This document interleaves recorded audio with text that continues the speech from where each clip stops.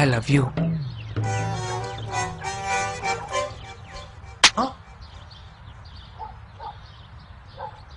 2 days నుంచి వీడెవడో follow అవుతున్నాడే.